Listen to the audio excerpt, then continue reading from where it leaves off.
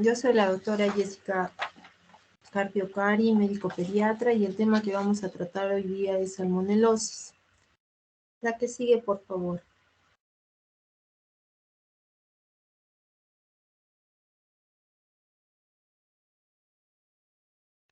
Entonces, en cuanto a la introducción, tenemos que la salmonelosis es una enfermedad muy frecuente y con una amplia distribución a nivel mundial. Casi en todos los países del mundo se presenta este tipo de patología. Esta se transmite a través de los alimentos contaminados, del agua contaminada, y por eso constituye un problema de salud pública grave porque afecta a millones de personas a nivel mundial y también da lugar a una alta mortalidad. Las salmonelas generalmente viven en el aparato digestivo de los animales de sangre caliente y fría, y ellos son los que muchas veces nos contagian. En cuanto a esta patología, podemos decir que puede ocasionar dos cuadros clínicos muy diferentes, ¿no? Uno es la salmonelosis no tifoidea y otra es la fiebre tifoidea. En la salmonelosis no tifoidea se induce una respuesta inflamatoria, las bacterias inducen una respuesta inflamatoria local inicial que da lugar a una infiltración de leucocitosis, polimorfos nucleares en la luz intestinal, lo que va a ocasionar a una diarrea. Entonces, en la salmonelosis no tifoidea causa una gastroenteritis de comienzo rápido y de breve duración. En cambio, el otro cuadro clínico, que es la fiebre tifoidea, que es ocasionada también por las salmonelas, que tiene un periodo de incubación y una duración de la enfermedad que va a ser más prolongada, y en la que la enfermedad sistémica predomina y una sola pequeña proporción de los niños va a presentar diarrea, ¿no? En cambio, en la salmonelosis no tifoidea, todos los niños tienen diarrea, y en la fiebre tifoidea, algunos en un inicio van a tener diarrea y después estreñimiento. Entonces, esas diferencias en las manifestaciones de la infección por los dos grupos patogénicos va a ser ocasionada principalmente por la virulencia de las salmonelas. En el caso de la salmonelosis no tifoidea, estas salmonelas son menos virulentas y solo ocasionan una infección localizada intestinal. Esto debido a los factores de protección de la barrera intestinal. En cambio, la fiebre tifoidea, las bacterias van a ser más virulentas y van a atravesar la barrera de la mucosa intestinal del intestino y van a ocasionar una infección sistémica grave. La que sigue, por favor. Entonces vamos a describir cada una de estos dos cuadros clínicos y tenemos primero a la salmonelosis no tifoidea. En cuanto a la etiología de esta patología, tenemos que las salmonelas son bacilos gram negativos móviles, no encapsulados y no formadores de esporas. Las dos salmonelas que ocasionan generalmente esta patología son la salmonella enteritidis y la salmonella typhimurium. Estas bacterias pueden crecer en condiciones aerobias y son capaces de hacerlo de forma aerobia facultativa. En cuanto a la epidemiología, tenemos que las infecciones por salmonella no tifoidea tienen una distribución mundial. En todo el mundo está distribuida estas salmonelas y con una incidencia proporcional a los estándares de higiene. ¿Eso qué quiere decir? Que en los países donde hay menos estándares de higiene, unas inadecuadas instalaciones sanitarias, una disponibilidad de agua que no es la adecuada y una inadecuada preparación de alimentos, son los países que van a tener un mayor número de casos de esta patología, ¿no? Generalmente son los países en vías de desarrollo. Las infecciones por las serovariedades de salmonella no tifoidea, como la salmonella entérica serovariedad typhimurium y la salmonella enteritidis, son las responsables, ¿no?, de la mayoría de casos a nivel mundial. Ocasionan 93.8 millones de casos en todo el mundo y ocasionan 155.000 muertes cada año. La gastroenteritis por salmonella es responsable de la mitad de todos los episodios de diarrea bacteriana en Estados Unidos. y generalmente se va a presentar en los extremos de la vida, como son en los lactantes pequeños y en los ancianos. La prevalencia de la Salmonella enteritidis en los últimos años ha disminuido en las últimas décadas, en comparación de la Salmonella typhimurium, que se ha ido incrementando y es la causa principal de diarrea en algunos países. En los niños hospitalizados tienen un mayor riesgo de sufrir infecciones graves y complicadas por salmonela, sobre todo por microorganismos que son resistentes a fármacos. En algunos países se ha reportado que hay salmonelas resistentes a ciprofloxacino, ceftriaxona, trimetoprim, sulfametoxazol. La que sigue, por favor.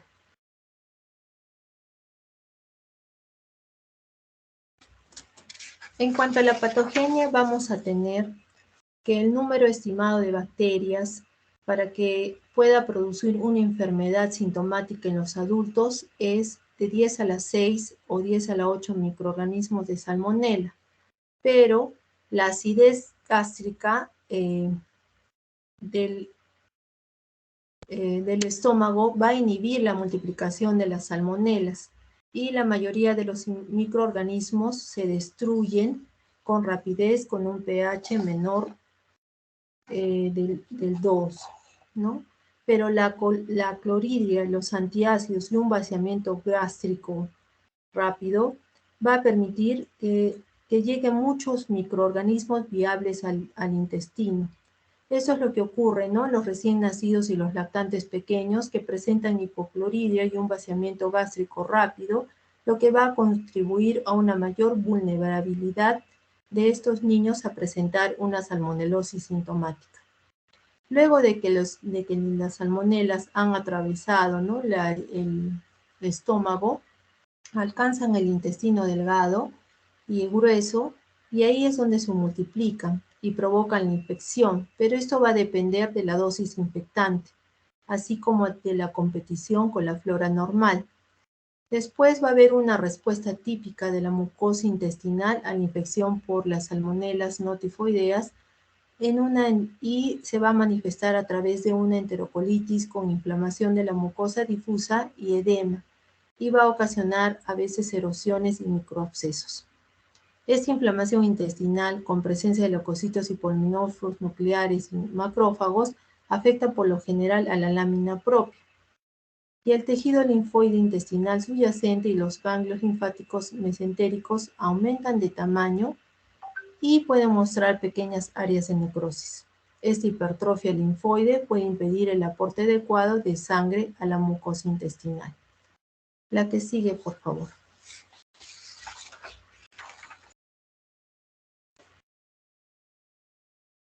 En cuanto a las manifestaciones clínicas, vamos a tener que esta salmonelosis no tifoidea se puede presentar en 3 manifestaciones clínicas, como son la enteritidis aguda, la bacteriemia y las infecciones focales intestinales. En la enteritidis aguda, que es la forma de presentación más frecuente, ¿no?, de la salmonelosis no tifoidea, vamos a tener que el periodo de incubación va a ser de 6 a 72 horas, con una media de 24 horas. Y el cuadro clínico en esta patología va a estar caracterizado por náuseas, vómitos, dolor abdominal espasmódico, a predominio periumbilical y en la fosa ilíaca. Como hemos dicho, las salmonelas se van a ubicar en el intestino, ¿no?, por lo que va a ocasionar una diarrea acuosa moderada grave que en ocasiones puede contener moco y sangre, ¿no? Y una gran proporción de los niños puede presentar fiebre, pero recordemos siempre que los lactantes más pequeños pueden tener una temperatura normal o hipotermia.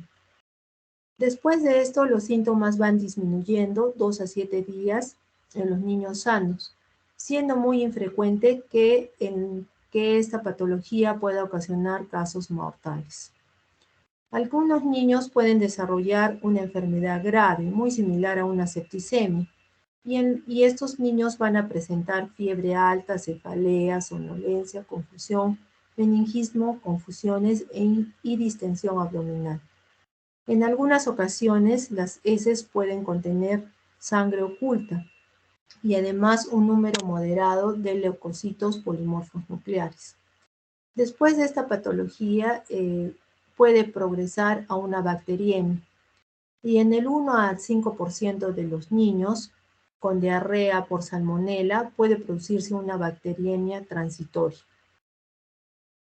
Generalmente los recién nacidos y los lactantes muy pequeños tienen síntomas muy mínimos de bacteriemia, pero en cambio los niños mayores, la bacteriemia suele producirse después de una gastroenteritis y puede asociarse a fiebre alta, ¿no? Escalofríos y shock séptico. Después puede progresar a infecciones focales o extraintestinales. Después de la bacteriemia, la salmonelosis tiende a diseminarse y provocar infecciones supurativas en muchos órganos, ¿no? Estas infecciones focales generalmente pueden afectar a otros órganos o como el sistema esquelético, las meninges y zonas extravasculares. La meningitis por salmonela se produce en en los niños lactantes y puede asociarse a una evolución clínica muy florida y lo más peligroso es que tiene una alta mortalidad y con secuelas neurológicas. La que sigue, por favor.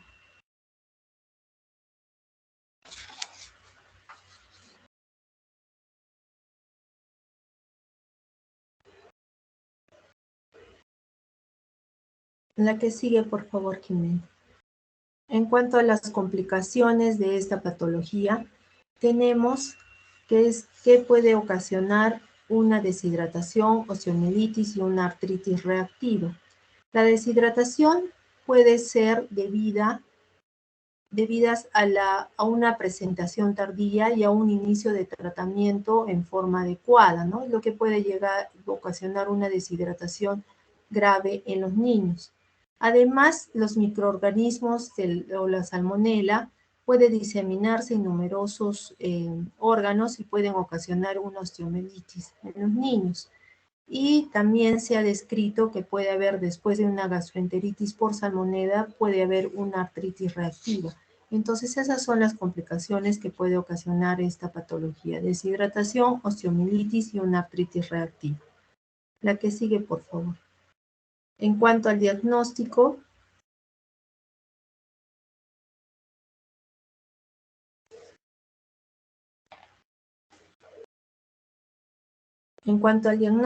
tenemos que hay muchas bacterias que pueden ocasionar diarrea y a veces es muy difícil hacer el diagnóstico. Por eso el diagnóstico definitivo de la infección por salmonela se basa en una correlación clínica de la presentación, ¿no?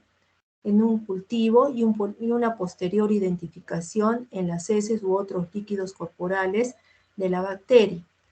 Dentro de los análisis de laboratorio que podemos realizar en estos niños es un coprocultivo, que puede ser un coprocultivo en agar sangre, en agar chocolate o caldo nutritivo. Pero cuando las muestras de las heces contienen una flora bacteriana mixta, requiere de cultivos especiales como el MAP-CONI o la silosa lisina.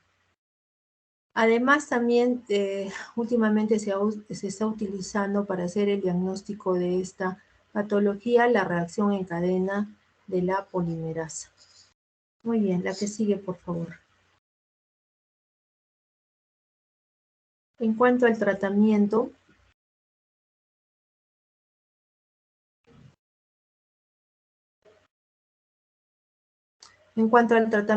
tenemos que el tratamiento adecuado de las infecciones por salmonela va a depender mucho del tipo de presentación clínica y de la infección. O sea, como hemos visto que una de las complicaciones de esta patología es la deshidratación, debemos hacer una corrección de la deshidratación en el tratamiento y una corrección del desequilibrio hidroelectrolítico y así como instalar medidas de mantenimiento. Cuando la patología es leve, generalmente no necesita un tratamiento antibiótico.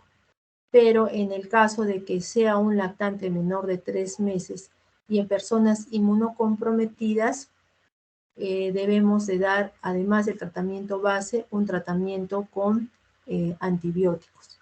Dentro de los antibióticos tenemos a la cefotaxima, que vamos a darla de 100 a 200 miligramos por kilo por día cada 6 u 8 horas durante 5 a 14 días.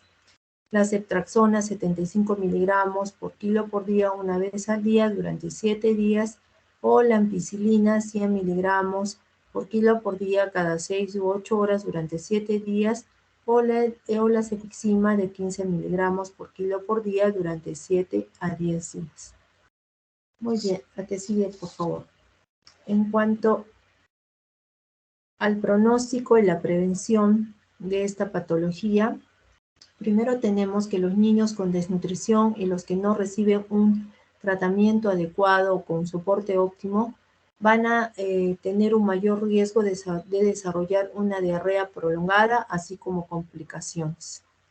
Los lactantes pequeños y los pacientes inmunodeprimidos a menudo desarrollan una afección sistémica, ¿no? Y con un curso prolongado y de focos extraintestinales. Además, después de la infección por salmonelosis no tifoidea, algunos niños pueden excretar en sus heces la salmonela más o menos por un tiempo de 5 semanas. Es infrecuente un estado prolongado de portador. Esto se presenta generalmente en menos del 1% de los niños. Y este estado de portador se va a presentar generalmente en aquellos niños con enfermedades de vía biliar, de colelitiasis secundaria, una hemólisis crónica o aquellos que tienen alguna inmunodeficiencia de base. Durante el periodo de excreción de la salmonela, el paciente puede infectar a otras personas de forma directa en forma de la vía fecal oral o de forma indirecta al contaminar los alimentos. En cuanto a la prevención, tenemos que debe haber un control de la infección en el reservorio animal. Hemos dicho que los animales generalmente son el reservorio de esta patología. Se debe hacer un uso juicioso de los antibióticos en las granjas de productos lácteos y ganado. Generalmente en las granjas se utilizan antibióticos para dar a los animales de una manera a dosis mínimas, lo que puede ocasionar de que se desarrollen bacterias resistentes a algunos antibióticos. Entonces, por eso se debe utilizar de forma adecuada los antibióticos. Además, se debe hacer una prevención de la contaminación de los productos alimenticios elaborados a partir de los animales. También es muy importante el empleo de las medidas de higiene elementales en la manipulación de alimentos, tanto en las cocinas privadas como en las comerciales, ¿no? Una limpieza meticulosa de todos los equipos de la producción de masa de alimentos también se debe realizar en forma adecuada. Un suministro de agua limpia, ¿no? Hemos visto que en algunas ocasiones el agua es el agua contaminada es la que puede ocasionar, ¿no?, brotes de esta enfermedad. Y la educación respecto al lavado de manos, que es muy importante, ¿no? Que últimamente creo que todos ya hemos aprendido a lavarnos la mano. Y también una educación respecto a la preparación de los alimentos. La que sigue, por favor. En cuanto al otro cuadro clínico que pueden ocasionar las salmonelas, tenemos a la fiebre entérica, más comúnmente denominada, y casi todos lo conocemos como fiebre tifoidea. Y esta entidad sigue siendo endémica en muchos países, sobre todo en aquellos países en vías de desarrollo, ¿no? Y también suele presentarse en algunos países desarrollados debido a que hay personas que viajan, ¿no?, a estos países en vías de desarrollo, se contagian y llevan la enfermedad a sus países de origen. En cuanto a la etiología, tenemos que la fiebre tifoidea está causada por la Salmonella Enterica serovariedad, tifi, más comúnmente conocida como Salmonella tifi. Y un cuadro muy similar, pero poco frecuente y menos grave, lo pueden ocasionar la Salmonella paratifi A, la Salmonella paratifi B y la Salmonella paratifi C.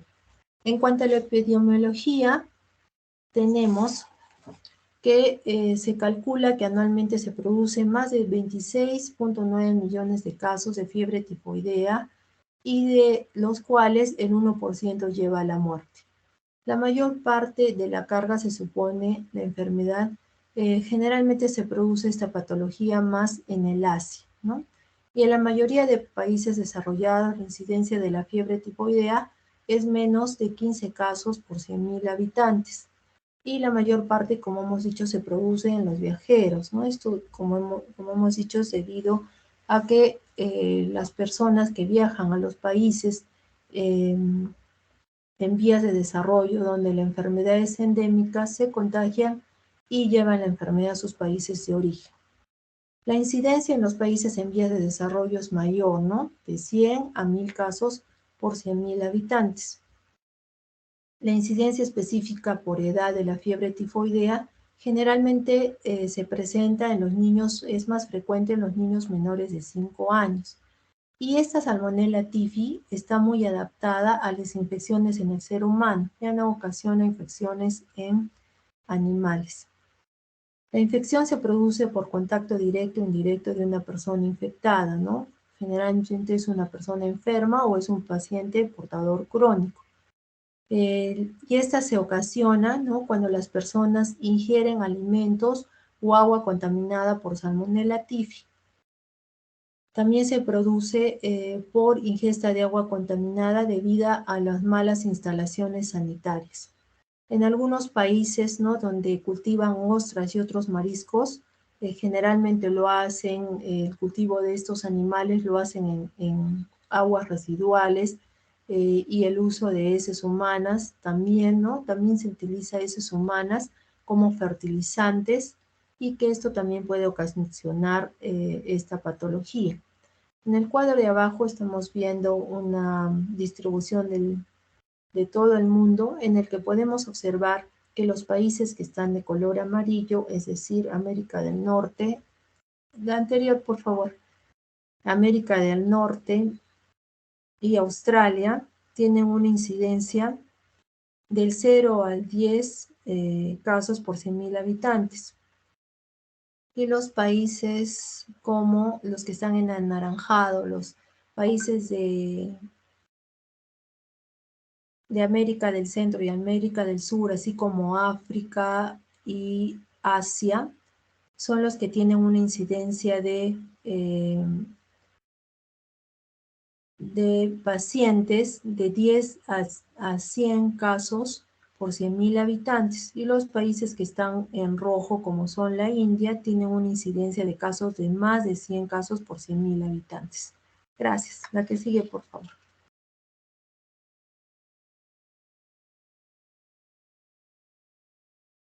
En cuanto a la patogenia, vamos a tener que la fiebre entérica o fiebre tifoidea se produce también por la ingesta de microorganismos. En este caso, la dosis infecciosa es de 10 a las 5 a 10 a las 9 microorganismos y tiene un periodo de incubación más largo, ¿no?, que la fiebre, que la salmonelosis no tifoidea. En este caso, el periodo de incubación es de 4 a 14 días en función de la dosis inoculada de bacterias viables. Luego de que el paciente ingiere, las bacterias van a invadir el organismo a través de la mucosa intestinal en el ilion terminal, a través de las células especializadas que detectan antígenos denominados células M, situados en los tejidos linfoides asociados al intestino. La Salmonella tifi, ¿no?, como hemos visto, esta es más virulenta que las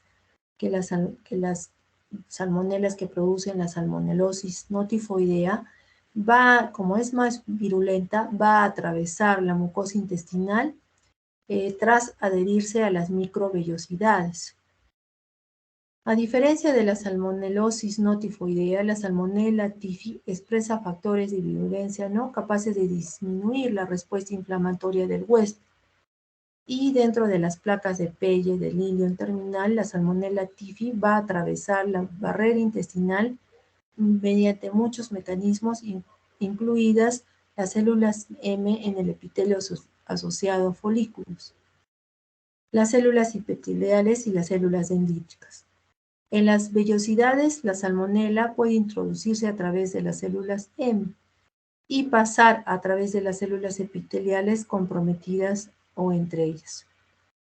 Después de atravesar la mucosa intestinal, los microorganismos de la Salmonella typhi se introducen al sistema linfoide mesentérico y de allí pasan, ¿no?, al torrente sanguíneo por los linfáticos, ocasionando una infección más sistémica. La que sigue, por favor.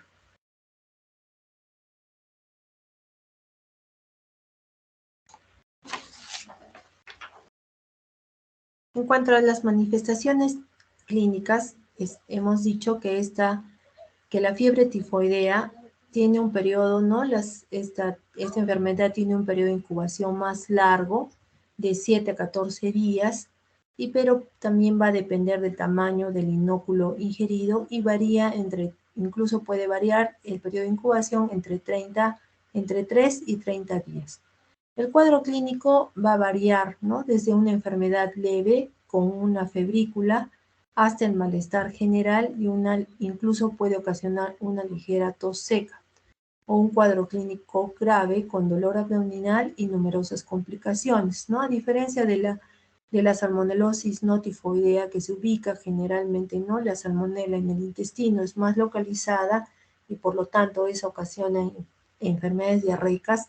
Esta, a comparación de la fiebre tifoidea, puede ocasionar una enfermedad más sistémica, ¿no?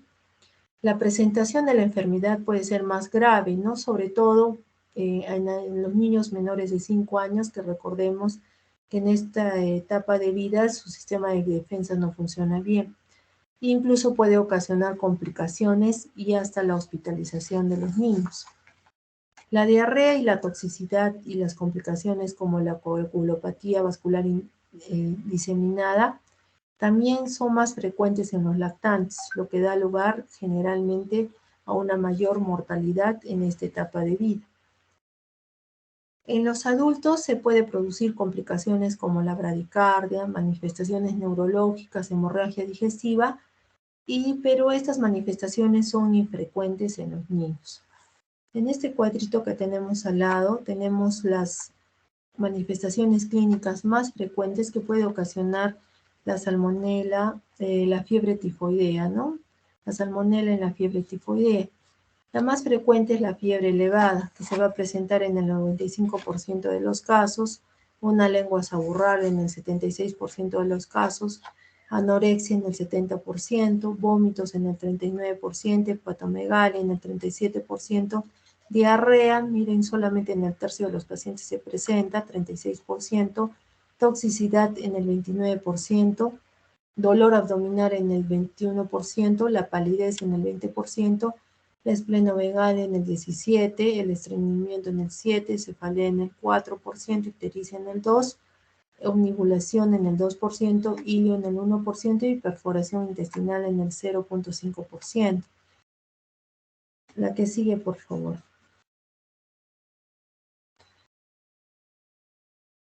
Otras manifestaciones clínicas, ¿no?, que puede ocasionar la fiebre tifoidea. Estamos aquí que en la mayoría de los niños puede ocurrir en los estadios iniciales una diarrea y después puede ser seguido de un estreñimiento, ¿no? La fiebre puede elevarse en forma gradual. Dentro de las manifestaciones dermatológicas que se pueden presentar en esta patología, tenemos que en el 25% de los pacientes se pueden presentar un exantema maculoso o maculopapuloso, que son unas manchas rosadas, ¿no? Esto puede presentarse en el 7º al 10º día de la enfermedad y va a durar 2 a 3 días. La que sigue, por favor. En cuanto a las complicaciones de la fiebre tifoidea, tenemos, ¿no? Que puede ocasionar, la fiebre tifoidea puede ocasionar una hepatitis, ¿no? Hay una hepatitis tífica ocasionada por la fiebre, por la Salmonella tifi. Puede ocasionar hemorragias intestinales o incluso hasta la perforación. Y otras complicaciones, pero que son menos frecuentes, es la miocarditis tóxica, ¿no? Que puede ser manifestada a través de arritmias, bloqueo sinoauricular o shock cardiogénico. También puede haber delirio en el paciente, psicosis, aumento de la presión intracraneal, ataxia cerebelosa aguda, corea, hipoacusia, síndrome de Guillain-Barré, necrosis mortal de la médula ósea, coagulación intravascular diseminada, pero que es menos frecuente, ¿no? Un síndrome urémico hemolítico, pielonefritis, síndrome nefrótico, meningitis, endocarditis, parotiditis, orquitis y una linfadenitis supurativa. La que sigue, por favor.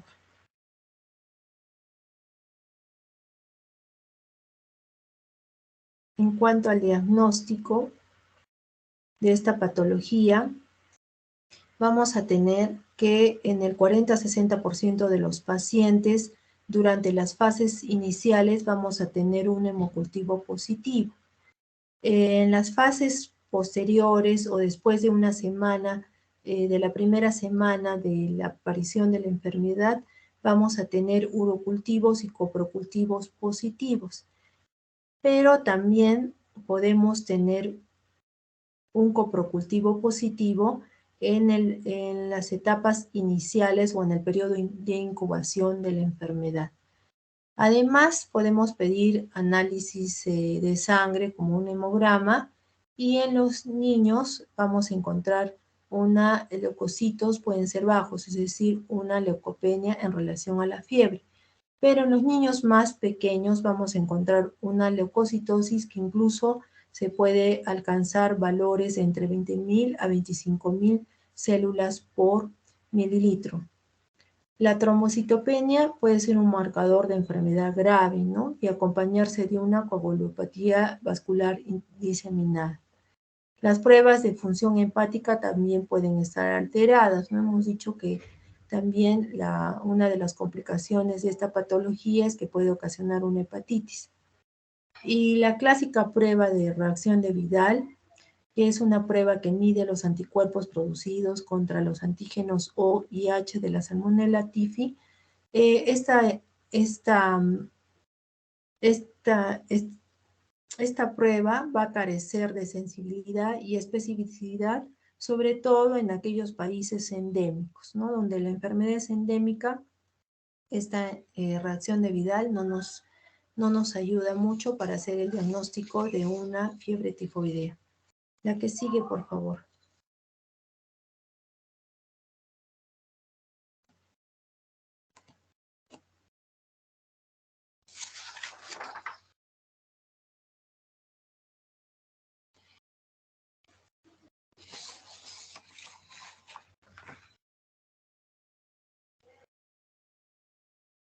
En cuanto al tratamiento, un diagnóstico precoz de la fiebre tifoidea y la instauración de un tratamiento adecuado son muy esenciales para lograr una recuperación adecuada del niño, ¿no? La gran mayoría de los niños con fiebre tifoidea pueden recibir tratamiento domiciliario con antibióticos, ¿no? Existen varios principios terapéuticos generales de la fiebre tifoidea. Primero, vamos a hay que darle reposo al niño, una hidratación adecuada, una atención adecuada, son esenciales para corregir un desequilibrio hidroelectrolítico. Hemos dicho que estos niños cursan con fiebre. Entonces, para eso debemos dar un tratamiento antipirético con paracetamol de 10 a 15 miligramos por kilo cada 4 o cada 6 horas, ¿no? Además, debe seguir una dieta blanda, fácil de digerir, al menos que el paciente presente una distensión abdominal o ilio, que en esos casos el paciente debe ser hospitalizado. En cuanto al tratamiento antibiótico, ¿no? Como hemos dicho, algunos niños cuando es una enfermedad leve, el tratamiento puede ser domiciliario. En el caso de que la enfermedad es grave, este niño debe ser hospitalizado. En cuanto al tratamiento con antibióticos, tenemos que la fiebre tifoidea no complicada, cuando tenemos una sensibilidad total, podemos utilizar, ¿no?, el cloranfenicol de 50 a 75 miligramos por kilo por día de 14 a 21 días. O una amoxicilina, ¿no?, de 75 a 100 miligramos por kilo por día durante 14 días. Algunos fármacos alternativos y eficaces, podemos tener a la fluorquinolonas como el ofloxacino o el ciprofloxacino con una dosis de 15 miligramos por kilo por día, con un tiempo de duración de 5 a 7 días. Cuando tenemos una bacteria que es multiresistente, los medicamentos que debemos utilizar son las fluorquinolonas o una cefixima, ¿no? La fluorquinolona, 15 miligramos por kilo por día, de 5 a 7 días, o cefixima, de 15 a 20 miligramos por kilo por día, durante 7 a 14 días. Cuando hay resistencia a las quinolonas, entonces debemos utilizar acitromicina de 8 a 10 miligramos por kilo por día por 7 días, o ceftriaxona de 75 miligramos por kilo por día durante 10 a 14 días. Cuando se trata de una fiebre tifoidea grave y tenemos que hay una sensibilidad total, entonces podemos utilizar las fluorquinolonas como el ofloxacino a una dosis de 15 miligramos por kilo por día durante 10 a 14 días. Si la bacteria es multiresistente, tenemos que utilizar una fluorquinolona a 15 miligramos por kilo por día durante 10 a 14 días. Y si es resistente a las quinolonas, debemos utilizar ceftriaxona 60 miligramos por kilo por día durante 10 a 14 días, o una cefotaxima de 80 miligramos por kilo por día durante 10 a 14 días. La que sigue, por favor. En cuanto al pronóstico, ¿no?, y a la prevención de esta enfermedad,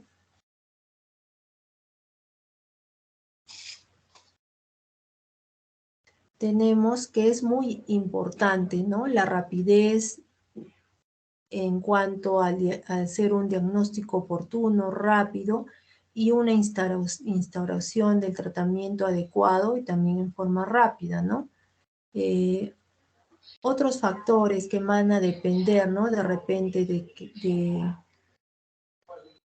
de la mejora del paciente va a ser la edad del paciente, el estado general de la salud y también el serotipo de la salmonela causante de la infección y de las complicaciones que ocurran.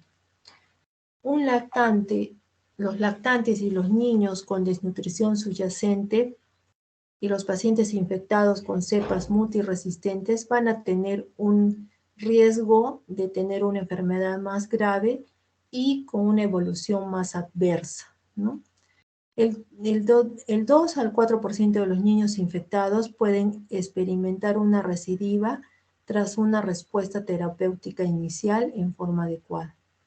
El riesgo de convertirse en un portador crónico en los niños es muy bajo, ¿no?, en comparación de los adultos. Menos del 2% de los niños infectados van a ser portadores crónicos. Pero esto va a aumentar con la edad, ¿no? Hemos dicho que los adultos tienen mayor riesgo de ser portadores crónicos. En cuanto a la prevención, hemos dicho que una de las causas de esta infección es aguas contaminadas. Entonces se debe combinar la cloración de la fuente central, ¿no?, del agua con la purificación doméstica del agua para evitar esta enfermedad. También se debe evitar el consumo de alimentos en puestos callejeros, sobre todo helados y fruta cortada, ¿no? Acá en el Perú generalmente no encontramos en cada esquina de repente puestos callejeros donde venden helados y también fruta cortada. También la detección selectiva del estado de portador, ¿no? Es muy importante detectar aquellos portadores de Salmonella typhi, dirigido especialmente, ¿no? Aquellos manipuladores de alimentos que puedan ser portadores, hay que detectarlos, ¿no? Y a los grupos de alto riesgo. Los portadores crónicos deben recibir un asesoramiento sobre el riesgo de transmisión de la enfermedad y consejos, ¿no? Estos portadores crónicos se les debe enseñar a lavarse las manos justamente para evitar de que ellos sean las personas que sigan contagiando a otras. En la actualidad disponemos de 2 vacunas que pueden ser utilizadas en niños, ¿no?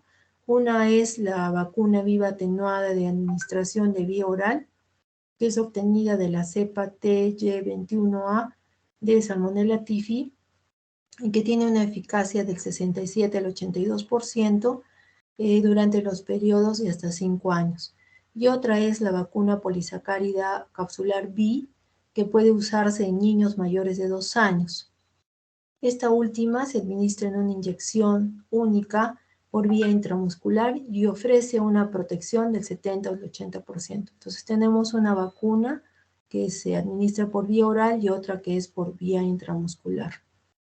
La que sigue, por favor.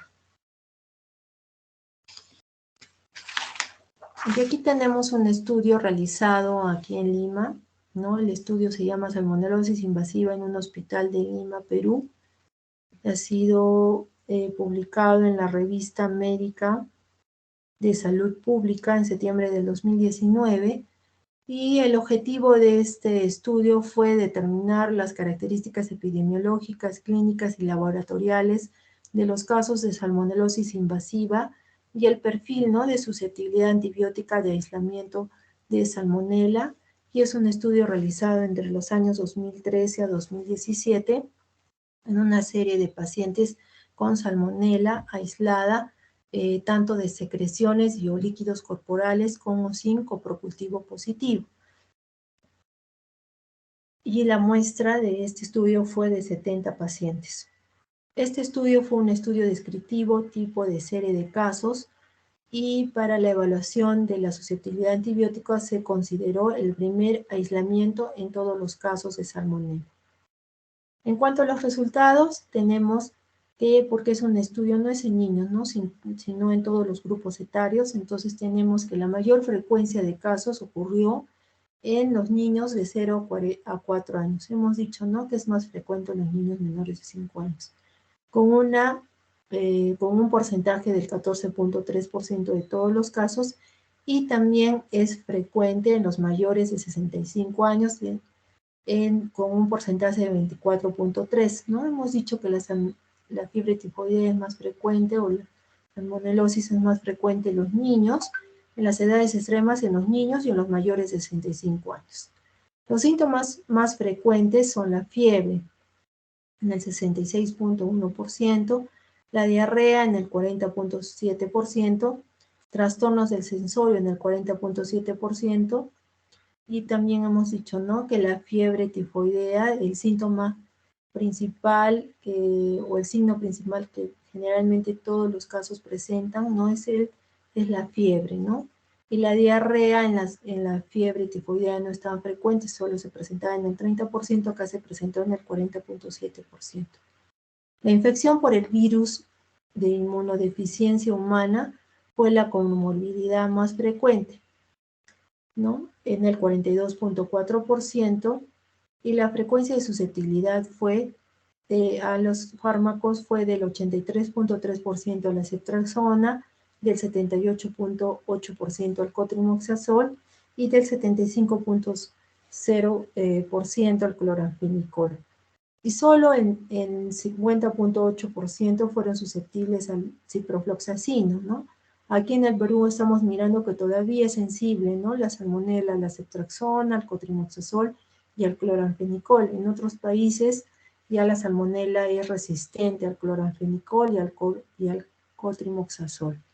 Bueno, y en cuanto a las conclusiones, se llegó a la conclusión de que esta enfermedad es más frecuente en los niños pequeños, ¿no?, y en los adultos mayores, y que la comorbilidad más frecuentemente asociada a esta patología es la infección por VIH.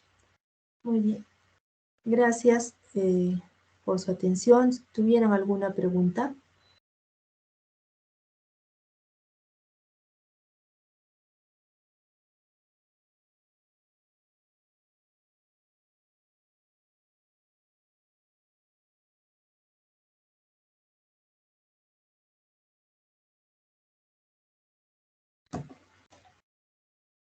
Muy bien, chicos. Cuídense mucho y gracias, Jimena, por tu ayuda. Que les vaya bien, suerte en su examen, estudien bastante. Hasta luego. Hasta luego, doctora. Chao. Cuídense Hola, mucho. doctora. Chao, Luis.